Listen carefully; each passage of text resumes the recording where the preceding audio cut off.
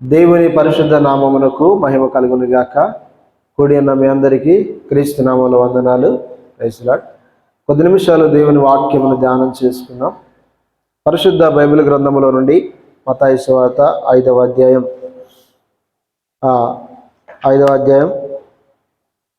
13-14 వచనాలు చదువుదాం.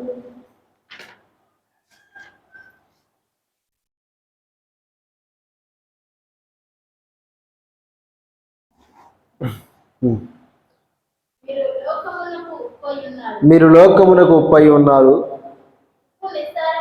ఉప్పు నిస్సారమైతే అది దేని వలన సారము పొందును? అది బయట పారవేయబడి మనుషుల చేత త్రొక్కబోటకే గాని మరి దేనికి పనికిరాదు.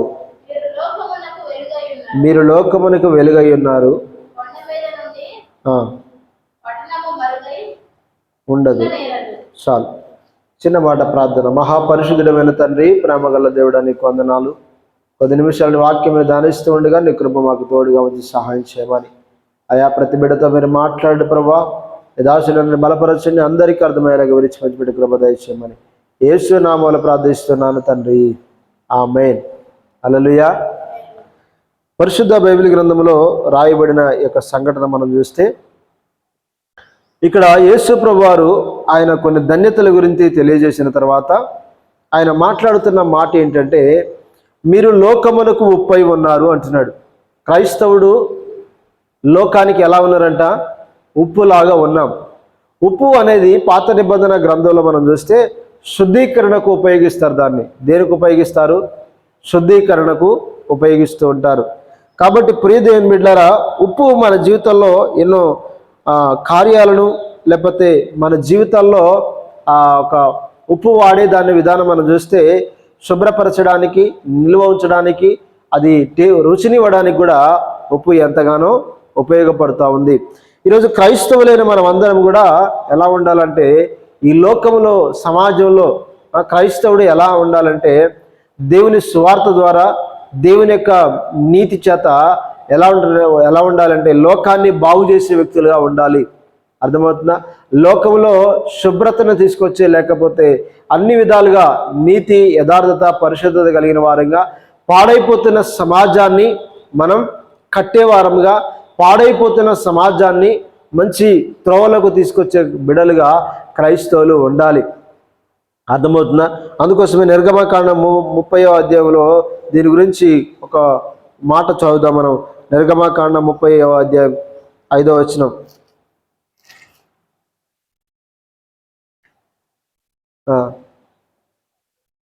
అవి దాని మోయి మోత కర్రలకు స్థలములు, ఆ మోత కర్రలను తుమ్మకర్రతో చేసి వాటికి బంగారు రేకు పొదిగింపవలను. అదేనా? పొదిగింపవలను. సాక్ష్యము మందసమునద్ద నుండి అడ్డతరి ఎదుట, అనగా శాసనము మీద కరుణాపీఠం మీద ఎదురు దానిని ఉంచవలను. అక్కడ నేను నిన్ను కలుసుకొందును. హల్లెలూయా. సరే, మంచిది. ఇక్కడ యేసు ప్రభువారు మాట్లాడుతున్న మాట, లేకపోతే దేవుని యొక్క మాట ఏంటంటే, మీరు లోకానికి ఉప్పై ఉన్నారని యేసు ప్రభువారు మాట్లాడుతూ ఉన్నాడు. అంటే సమాజంలో ఒక క్రైస్తవుడు ఎలా జీవించాలో, ఎలా ఉండాలో యేసు ప్రభువారు చెబుతున్న మాటలు ఇక్కడ మనం గమనిస్తూ ఉన్నాం. అందుకోసమే పరిశుద్ధ బైబిల్ గ్రంథంలో ఆయన అంటున్నాడు. ఒకసారి మనం చూస్తే మార్కు సువార్త 9వ అధ్యాయం 50వ వచనం.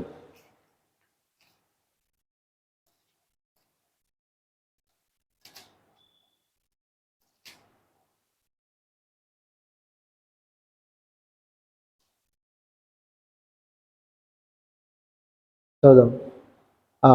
ఉప్పు మంచిదే కానీ ఉప్పు నిస్సారమైన ఎడల దేని వలన మీరు దానికి సారం కలగజేతురు? మీలో మీరు ఉప్పు సారము గలవారయుండి ఒకరితో ఒకడు సమాధానముగా ఉండుడని చెప్పాను. హల్లెలూయా. ఉప్పు మంచిదే కానీ ఉప్పు నిస్సారమైతే అది దేని వలన సారము పొందదు. ఒక మాటలో మనం చెప్పాలనుకుంటే, ఉప్పు ఒకవేళ నిస్సారం కోల్పోతే, దాంట్లో ఉన్న సారాన్ని కోల్పోతే ఇక అది దేన్ని కూడా బాగు చేయలేదు. ఎందుకంటే అది ఎక్కడ పడేసినా కూడా, ఒకవేళ చెట్లు కానీ ఇంకే దేని కూడా పాడైపోవడానికి ఆస్కారం ఉంటుంది, కానీ బ్రతకడానికి మాత్రం ఏమీ ఆస్కారం ఉండదు. కాబట్టి ఈరోజు ప్రభు అంటాడు ఏంటంటే, మనం అందరం కూడా లోకంలో, ఈ సమాజంలో, ఈ లోకంలో మనం ఎలా ఉండాలంటే ఉప్పు వలె ఉండాలి. ఉప్పు ఏ విధంగా అయితే కొన్ని వస్తువులకి లేకపోతే కొన్ని ఆహార పదార్థాలకి రుచిని లేకపోతే నిల్వ ఉంచే స్థితిని ఏ విధంగా పాడు కాకుండా చూస్తుందో, ఈరోజు క్రైస్తవులైన మనమందరం కూడా లోకానికి అదే స్థాయిలో ఉండాలి. అంటే లోకానికి ఉప్పులాగా ఉండడం అంటే అర్థం ఏంటంటే, మనం ఈ లోకంలో నీతిగా, యథార్థంగా, పరిశుద్ధంగా పాడైపోతున్న సమాజాన్ని, పాడైపోతున్న ప్రజల్ని చక్క మార్గంలో వారికి మంచి మాటలు చెప్పి, యథార్థమైన మాటలు చెప్పి, నీతి మాటలు చెప్పి వారిని ఒక మంచి మార్గంలో తీసుకొచ్చే వ్యక్తులుగా మనం ఈ లోకంలో బ్రతకాలి. అర్థమవుతుందా? తర్వాత ఆయన అంటున్నాడు ఏంటంటే, అది నిస్సారం కోల్పోతే ఇక దేనికి పనికిరాదు. ఒకవేళ క్రైస్తవుడు కూడా సాక్ష్యాన్ని కోల్పోతే, ఒక క్రైస్తవుని జీవితం కూడా సరిగ్గా లేకపోతే ఇక అతని జీవితం వల్ల ఏ ప్రయోజనం ఉండదు.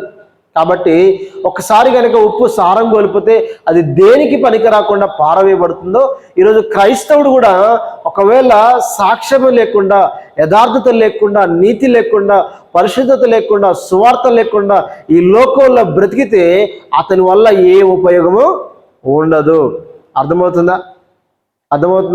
అతని వల్ల సమాజానికి కానీ ఇంకెవ్వరి కానీ ఏ మేలు జరగదు. అది నిస్సారమైపోయిన ఉప్పు వలె మనిషి ఉంటాడు. ఇంకొక మాట మనం చూస్తే, అది బయట పారవేయబడుతుందట. ఎక్కడ పారవేయబడుతుందట? బయట పారవేయడానికే ఉపయోగిస్తాం.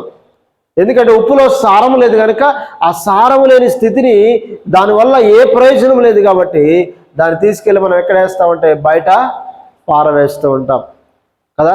ఈరోజు క్రైస్తవుడు కూడా ఒకవేళ కనుక నిస్సారమైన స్థితిలోకి వెళితే, ఒక సాక్ష్యం లేని జీవితం కానీ, యథార్థత లేని జీవితం కానీ, ఒక మంచి గుణలక్షణాలు కలిగిన జీవితం కానీ లేకపోతే ఆ వ్యక్తి కూడా ఎలా ఉంటాడట?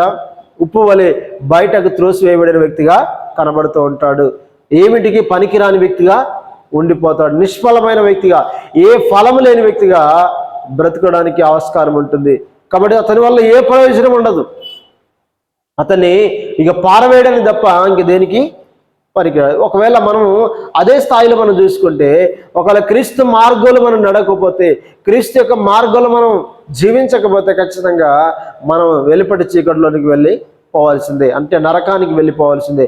అంటే క్రైస్తవుడు జీవించే విధానంలో ఒకవేళ జీవించకపోతే ఖచ్చితంగా అతడు వెళ్ళవలసిన చోటు ఏదంటే నిత్య నాశనానికి మాత్రమే. కాబట్టి ఫస్ట్ సారం కోల్పోతే అతడు బయట పారవేయబడతాడు. ఉప్పు బయట పారవేయబడుతుంది.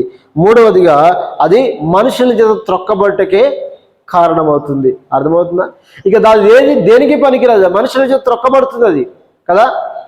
అవునా కదా? దాన్ని తీసుకొని ఇప్పుడు ఉదాహరణకి మనం చూస్తే, ఉప్పు సముద్రాల ప్రాంతాల్లో ఏ మొక్కలు కూడా మొలవు. ఎందుకంటే అక్కడ భయంకరమైన ఉప్పు ఉంటుంది కాబట్టి దానివల్ల ఏ ఉపయోగం ఉండదు, ఏ వృక్షం కూడా బ్రతకదు. క్రైస్తవుడు ఒకవేళ నిస్సారమైన స్థితిలోకి వెళ్ళిపోతే అతని వల్ల సమాజానికి ఏ మేలు జరుగుతుందా? ఇప్పుడు సముద్రంలో ఇప్పుడు నీళ్ళన్నీ కూడా, సముద్రపు నీళ్ళన్నీ కూడా ఎలా ఉంటాయి? ఉప్పు నీళ్ళ వల్లే ఉంటాయి కదా. సముద్రపు నీళ్ళు దేనికి పనికిరావు, తాగడానికి పనికిరావు అవి. ఎందుకంటే అందులో ఉప్పు శాతం ఎక్కువగా ఉంటుంది కాబట్టి అవి త్రాగలేం. కాబట్టి సముద్రపు నీళ్ళు ఇన్ని ఉన్నా కూడా అవి దేనికి పనికిరావు. హల్లెలూయా. అంటే కొన్నిసార్లు మనం గమనించండి ప్రియ దేవుని బిడ్డలారా, ఉప్పు ఎంత వేసుకోవాలో అంత ఉంటేనే సరిపోతుంది. అర్థమవుతుందా? కాబట్టి ఈరోజు మనం జీవితాలు ఎలా ఉండాలంటే సరి అయిన స్థితిలో, సరి అయిన పద్ధతిలో ఉండగలిగితేనే మన మాట అంట ఉప్పు వేసినట్టుగా అనుకూలమైన వచనాలనే పలకాలట కదా.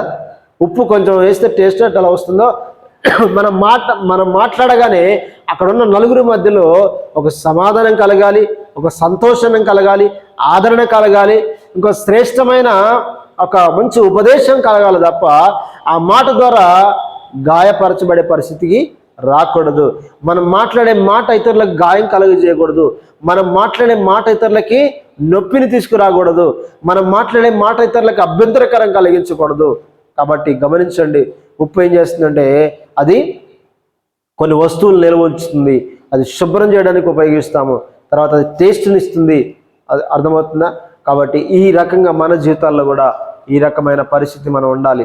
ఇంకొక మాట ఈ కింది వచ్చిన చూద్దాం. ఆయన అన్నాడు, ఇంకొక మాట అంటున్నాడు ఆయన, మీరు దేనికి వెలుగు అయినారట? అదే మత్తయి సువార్త మనం చూస్తే ఆయన అంటున్నాడు, యేసు ప్రభువు వారు అంటున్నాడు ఇక్కడ, మీరు లోకమునకు వెలుగై ఉన్నారు. మనం దేనికి వెలుగై ఉన్నామంట? లోకానికి వెలుగై ఉన్నాం మనం. అమ్మా, ఇప్పుడు లోకమంతా చీకట్లో ఉంది. చీకట్లో అంటే పాప భారంతోనూ శాపంతోనూ జీవిస్తూ ఉన్నారు. ఈరోజు క్రైస్తవుడు లోకానికి వెలుగుగా ఉన్నాడంటే, వెలుగు అనగా ఒకవేళ సంతోషం కావచ్చు, వెలుగు అనగా మంచితనం కావచ్చు, వెలుగు అనగా సమాధానం, వెలుగు అనగా నెమ్మది. అంటే క్రైస్తవుడు వెలుగు సంబంధిగా జీవించినప్పుడు ఆ లోకమునికి వెలుగుగా ఉండాలట. అంటే మన యొద్దకు మనం మాట్లాడే మాట, మన ప్రవర్తన మనుషుల జీవితాల్లో ఒక ఆదరణ కలిగించే పరిస్థితిలో మనం ఉండాలి, నెమ్మదినిచ్చే స్థితిలో ఉండాలి. అర్థమవుతుందా? కాబట్టి మనం క్రైస్తవ లోకానికి, లేకపోతే ఈ లోకానికి క్రైస్తవుడు వెలుగై ఉన్నాడు. హల్లెలూయా. ఇప్పుడు ఒక ఇంట్లో చీకటి పోయింది, సడన్గా ఒక వ్యక్తి వచ్చి లైట్ వేసాడు కదా, ఇప్పుడు ఆ ఇల్లంతా వెలిగించబడుతుంది కదా.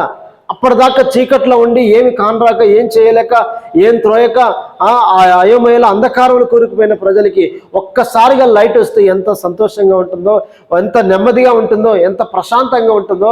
క్రైస్తవుడు ఎక్కడ బ్రతికితే, ఎక్కడ జీవిస్తే, ఎక్కడ ఉంటే, ఎక్కడ మాట్లాడితే ఆ పరిస్థితుల్లో కావచ్చు, ఆ ఇంట్లో కావచ్చు, ఆ సమాజంలో కావచ్చు, అలాంటి సిచ్యువేషన్ క్రియేట్ కావాలి.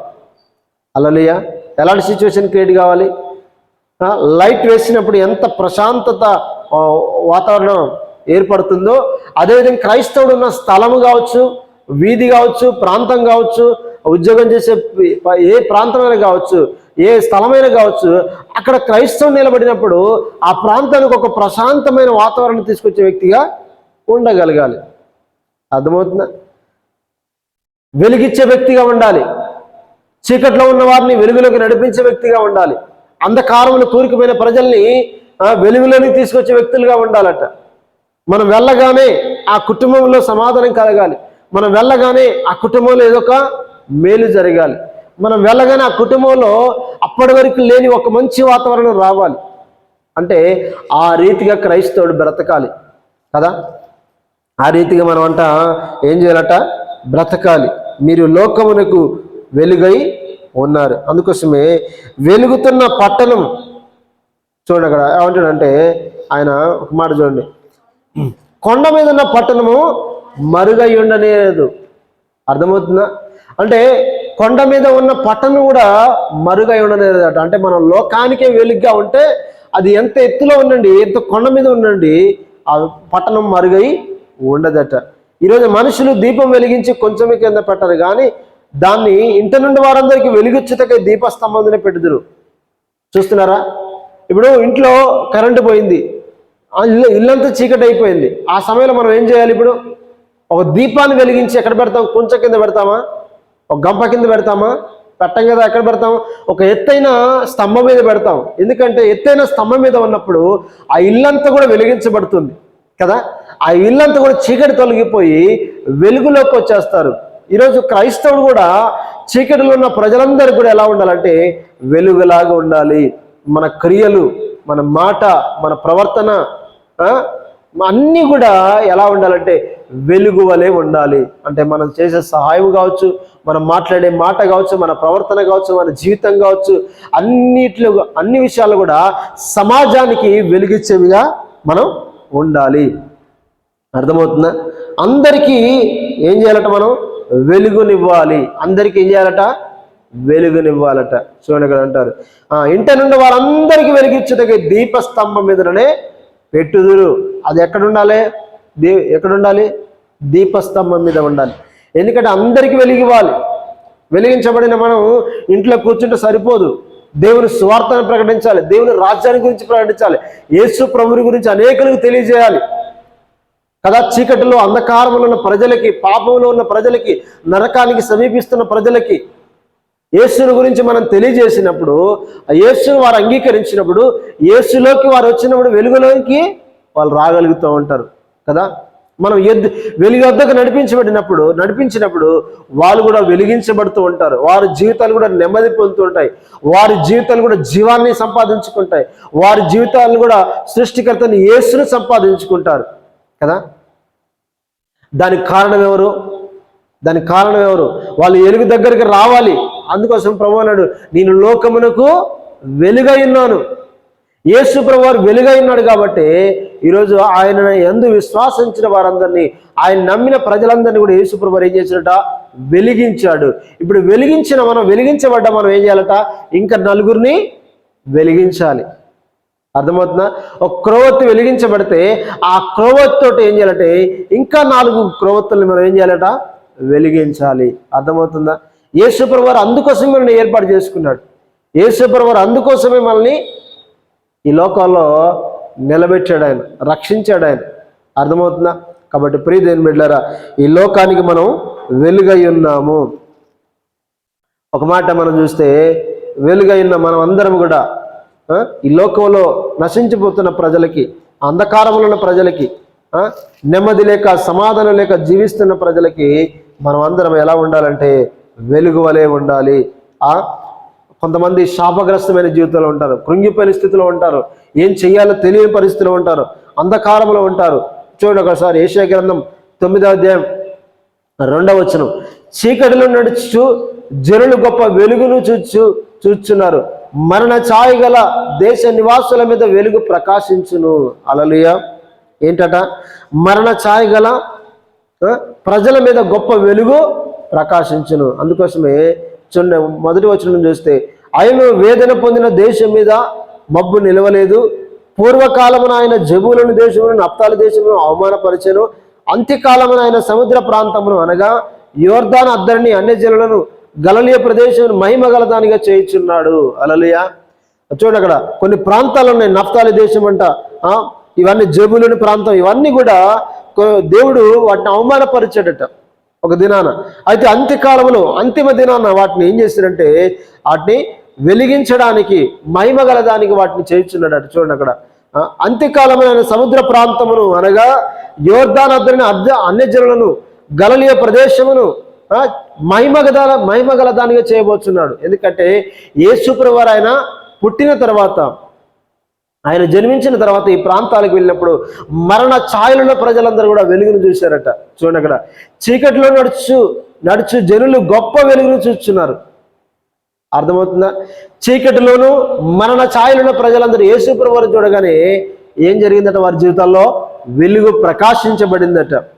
మరణ ఛాయ గల దేశ నివాసుల మీద వెలుగు ప్రకాశించెను. హల్లెలూయా. ఈరోజు మన జీవితాలు ఎలా ఉండాలి? యేసు ప్రభువారు మరణ ఛాయ గల ప్రదేశంలో ఆయన ప్రవేశించినప్పుడు అనేకులు ఏం చేశారట? వెలుగును చూశారట. మీరు చూడండి ఒకసారి, అదే మత్తయి సువార్త మీరు 4వ అధ్యాయం 12వ వచనం చూస్తే 16వ వచనం, నజరేతు విడిచి జెబూలును నఫ్తాలి అనే దేశముల ప్రాంతంలో సముద్ర తీరమందలి కపెర్నహూమునకు వచ్చి కాపురముండెను. జెబూలును దేశమును నఫ్తాలి దేశమును యోర్దానికి ఆవలన సముద్ర తీరమున అన్యజనులు నివసించి గలిలయు చీకట్లో కూర్చున్న ప్రజలను గొప్ప వెలుగు చూసిరి. మరణ ప్రదేశములోను మరణ ఛాయలోను కూర్చుండిన వారికి వెలుగు ఉదయించెను. హల్లెలూయా. చూడండి, యేసు ప్రభువారు శోధించబడిన తర్వాత ఆయన ఎక్కడ నజరేతు విడిచి జెబూలుని ప్రాంతానికి వెళ్ళాడట, నఫ్తాలని ప్రదేశంలోకి వెళ్ళాడట. అక్కడున్న ప్రజలందరూ కూడా ఎలాంటి పరిస్థితిలో ఉన్నారంటే ఎలాంటి చీకటిలో ఉన్నారట, మరణ ఛాయలో ఉన్నారట. అలాంటి ప్రజలందరూ ఎప్పుడైతే యేసు ప్రభువారు ఆ ప్రాంతాల్లో అడుగుపెట్టాడో ఏం కలిగిందట? వాళ్ళందరికీ కూడా వెలుగు ఉదయించిందట. హల్లెలూయా. హల్లెలూయా. చీకటిలో ఉన్న ప్రజలు వెలుగును చూశారు. మరణ ఛాయలో ఉన్న వారు, చనిపోవడానికి సిద్ధంగా ఉన్న వారందరూ కూడా ఆయన ద్వారా బ్రతికించబడ్డారట. ఈరోజు ప్రియ దేవుని బిడ్డలారా, మనం ఎలా ఉన్నామంటే లోకానికి వెలుగై ఉన్నాము. మనం ఎలా ఉన్నాం? ఈరోజు లోకానికి ఎలా ఉన్నాం? వెలుగై ఉన్నాం కదా. మనం అడుగుపెట్టిన స్థలాలు కూడా దీవించబడాలి. మరణ ఛాయలో లేకపోతే అంధకారంలో చీకట్లో ఉన్న ప్రజలు మనం అడుగుపెట్టిన ప్రదేశాల్లో ఖచ్చితంగా వాళ్ళు వెలుగును చూడగలగాలి. హల్లెలూయా. ఇంకొక మాట మనం చూద్దాం. యెషయా గ్రంథం 42వ అధ్యాయం 6వ వచనం. యెషయా గ్రంథం 42వ అధ్యాయం 6వ వచనం. గ్రుడ్డివారి కన్నులు తెరచుటకును, బంధింపబడిన వారిని చెరసాలలో నుండి వెలుపలికి తెచ్చుటకును, చీకటిలో నివసించే వారిని బంది గృహముల నుండి వెలుపలికి తెచ్చుటకును యెహోవానగు నేనే నీతి విషయంలో నేను పిలిచి నీ చేయి పట్టుకొని ఉన్నాను. హల్లెలూయా. చూడండి, యేసు ప్రభువారట గ్రుడ్డివారి కన్నులు తెరచుటకును, బంధింపబడిన వారిని చెరసాల నుండి వెలుపలికి తెచ్చుటకును ఆయన యెహోవే మనల్ని పిలిచి ఉన్నాడట. అనేకుల్ని ఆయన విడిపించాడట. గమనించండి ప్రియమైన, గుడ్డివారి కన్నులు తెరిచాడు ఆయన, బంధింపబడిన వారిని చెరసాలను విడిపించాడు ఆయన, బంధకాల్లో ఉన్న ప్రజలు, అంధకార సంబంధమైన లేకపోతే సాతానిక కబంధ హస్తాల ప్రజలందరినీ కూడా దేవుడు విడిపించాడు. హల్లెలూయా. విడిపించి దేవుడు విడుదల చేశాడు. అనేక మంది ప్రజల్ని ఆయన బాగు చేశాడు. అదేవిధంగా 49వ అధ్యాయం 6వ వచనం ఒకసారి మనం చూద్దాం. నీవు యాకోబు గోత్రము వారిని ఉద్ధరించినట్లు, ఇశ్రాయేలులో తప్పించబడి వారిని రప్పించబడినట్లు నా సావుకుడమైనట్టు ఎంతో స్వల్ప విషయము. భూదిగంతముల వరకు నేను కలగజేయ రక్షణకు సాధనం ఒకటికై అన్యజనులకు వెలుగై ఉన్నట్లు నేను నియమించి ఉన్నాను. హల్లెలూయా. ఏంటట? అన్యజనులకు వెలుగై ఉన్నట్లు నేను నిన్ను నియమించున్నానని దేవుని వాక్యం సెలవిస్తూ ఉంది. కాబట్టి ప్రియ దేవుని బిడ్డలారా, ఈరోజు మనం అందరం కూడా లోకానికి వెలుగులా ఉండాలి. అనేకులు వెలిగించడానికి మనం నిర్ణయించబడ్డాం. అనేకులను వెలుగులకు నడిపించడానికి దేవుడు మనల్ని ఏర్పాటు చేసుకున్నాడు. అర్థమవుతుందా? కాబట్టి ప్రియ దేవుని బిడ్డలారా, మనం అందరం కూడా వెలిగించబడదాం. ఇంకొక మాట చూసి నేను ముగించుతున్నాను. అదే మత్తయి సువార్తకు వద్దాం. మత్తయి సువార్తకు వద్దాం. ఇక్కడ అంటాడు, మనుషులు మీ సత్క్రియలను చూసి పరలోకమందున మీ తండ్రిని మహిమపరుస్తున్నట్లు వారి ఎదుట మీ వెలుగు ప్రకాశింపనీయుడి. హల్లెలూయా. ఏంటంట? మన వెలుగు వారి ఎదుట ప్రకాశింపనీయాలట. ఏం చూడాలి మనుషులు? ఏం చూసి దేవుని మహిమపరచాలి? దేవునికి మహిమ రావాలంటే మన సత్క్రియలను లోకానికి చూపించాలట. ఏం క్రియలు? సత్క్రియలు అంటే మంచి క్రియలు. అర్థమవుతుందా? అన్ని మంచి క్రియలు ఇంకా ఏవేవి ఉంటాయో అవన్నీ కూడా. కాబట్టి మనుషులు మీ సత్క్రియలను చూసి దేవుని పరలోకమందున మీ తండ్రిని మహిమపరిచినట్లు వారి ఎదుట మీ వెలుగు ప్రకాశింపనీయుడు. వెలుగు అంటే అర్థం ఏంటండి? వెలుగు అంటే అర్థం ఏంటి? వెలుగు ప్రకాశింపినడు అంటే అర్థం ఏంటంటే ఈ లోక అన్య జనాంగాల ఎదుట, ఈ లోకం ప్రజల ఎదుట మనం అందరం కూడా ఎలా ఉండాలంటే సత్క్రియలు చేయగలగాలట. మనం అనిజనులు మనం దేని విషయంలో అన్యాయస్తులు అంటున్నారో అలాంటి విషయాల్లో మనం నమ్మకస్తులం, యథార్థవంతులం అని లోకానికి నిరూపణ చేయాలట. అర్థమవుతుందా? కాబట్టి ప్రియ దేవుని బిడ్డలారా, ఈరోజు దేవునికి మహిమ రావాలి. దేవునికి మహిమ మనం తేవాలంటే, దేవుడు మన ద్వారా మహిమపరచబడాలంటే మనం ఏం చేయాలి? చప్పట్లు కొడదామా? 2 చేతులు ఎత్తి ఆరాధన చేద్దామా? మోకాల నుంచి ప్రార్థన చేద్దామా? ఏం చేద్దాం? అవి చేయడం మంచిదే, కానీ అంతకంటే ప్రాముఖ్యమైనది ఏంటంటే మనుషులు మీ సత్క్రియలను చూచి, అంటే ఎవరు మన సత్క్రియలను చూసి మనుషులు ఏం చేయాలట? పరలోకమందున దేవుని మహిమపరచాలట. వీళ్ళ దేవుడు గొప్ప దేవుడు అండి, వీళ్ళు నిజంగా యథార్థవంతులండి, నిజంగా వీళ్ళు నమ్ముకున్న దేవుడు గొప్ప దేవుడు, మంచి దేవుడు అని. వీళ్ళు ఇంత యథార్థంగా, ఇంత నీతిగా, ఇంత పరిశుద్ధంగా బ్రతుకుతున్నారు. మాటల్లో, ప్రవర్తనలో, అన్ని విషయాల్లో ఇంత యథార్థంగా ఉంటున్నారు కదా, వీళ్ళు మంచివారు అని చెప్పుకోవడానికి, వీళ్ళు మంచివారు అని దేన్ని బట్టి వాళ్ళు క్యాలిక్యులేట్ చేస్తారట? మన దేవుణ్ణి వాళ్ళు మహిమపరుస్తూ ఉంటారట. అందుకోసం వాక్యం అంటుంది ఏంటంటే, మనుషులు మీ సత్క్రియలను చూసి పరలోకమందున మీ తండ్రిని మహిమపరుచినట్లు వారి ఎదుట మీ వెలుగు ప్రకాశింపనీయుడి. హల్లెలూయా. ఎవరి ఎదుట మనం వెలుగు సంబంధమైన బ్రతకాలి, మంచి క్రియలు చేయాలి? సంఘస్థుల ఎదుటనా? బంధువుల ఎదుటనా? మన కుటుంబీకుల ఎదుటనా? కాదు కదా.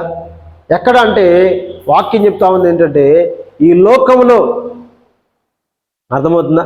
ఈ లోకంలో మనుషుల ఎదుట మనం అందరం కూడా ఎలా ఉండాలంటే సత్క్రియలు చేసే వారంగా ఉండాలట. అందుకోసం వాక్యం అంటుంది, మనుషులు మీ సత్క్రియలను చూసి పరలోకమందున మీ తండ్రిని మహిమపరచినట్లు వారి ఎదుట మీ వెలుగు ప్రకాశింపనీయుడి.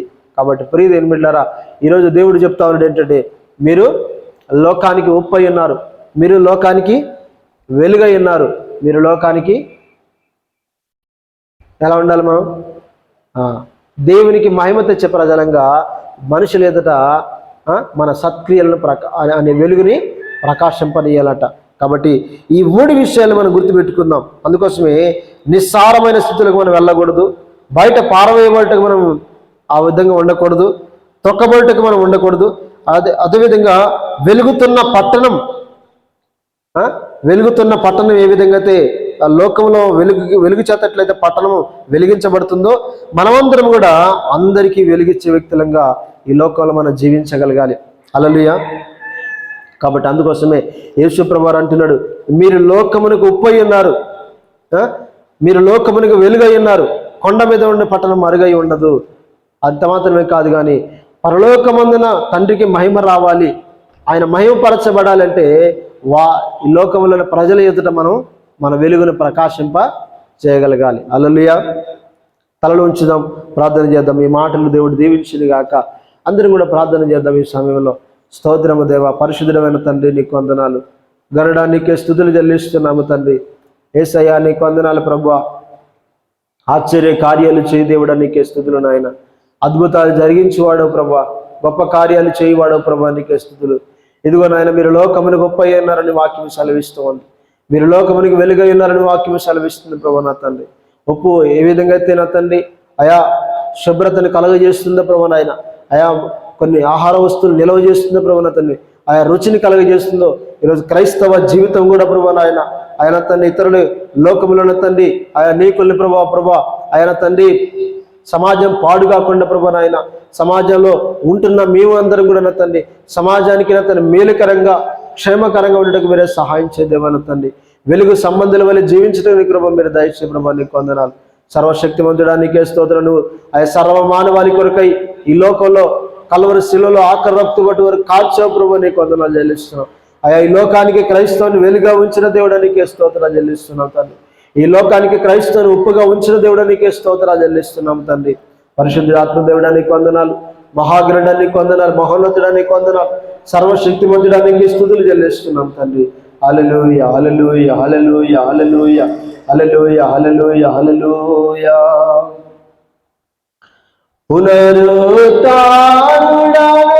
యేసయ్యా,